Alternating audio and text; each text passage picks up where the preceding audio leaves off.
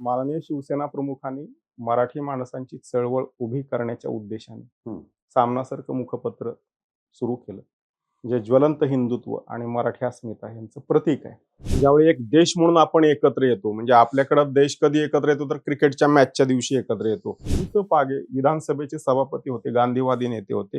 रोजगार हमी योजना त्यांनी त्या काळात आणली. तर ती योजना राज्य पातळीवरती तर क्लिक झाली. नंतर ती युपीए सरकारच्या काळात मनरेगा नावाने ती योजना देशभरामध्ये लागू झाली. आज जो आपला देश आर्थिकदृष्ट्या मजबूत आहे किंवा मजबूत पायांवरती उभारलाय, त्याचं श्रेय नरसिंह रावांना आहे. आता मोदी सरकारने त्यांना भारतरत्न पुरस्कार दिलाय, पण ते खूप उशीर झालाय त्या गोष्टीला. आपल्या कामाप्रती समर्पित असणारा माणूस कसा असावा, त्याचं संजय राऊत एक उदाहरण आहे. नरसिंह राव म्हणतात की दिल्लीत माणसाला चेहरा नसतो, माणसं मुखवटे लावून फिरतात. दिल्लीचं राजकारण पूर्णपणे वेगळं आहे आणि मराठी माणूस तो समजून नाही घेत आहे.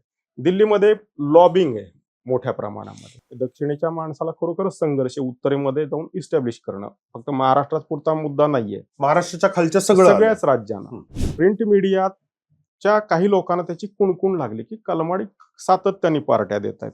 त्यावेळी असं कळलं की कलमाडी पार्ट्या देतात, पण त्या निमित्ताने शरद पवार हे प्रत्येक खासदाराशी 1 to 1 करतायत. पुस्तक प्रकाशनाच्या कार्यक्रमामध्ये शरद पवार म्हणाले होते की हे पुस्तक छान झालंय, मात्र त्याच्यामध्ये काही भविष्याच्या दृष्टीने काही बदल करावे असं वाटलं लेखकांना. आणि त्यांनी तो मलाच सांगितलं होतं की आपल्याला जर योग्य वाटलं तर करा. तर त्या अनुषंगाने मी, संजय राऊत आणि निलेश कुलकर्णी एकत्र बसू. मला माझे एकदम असं नक्कीच फुगून आली होती छाती.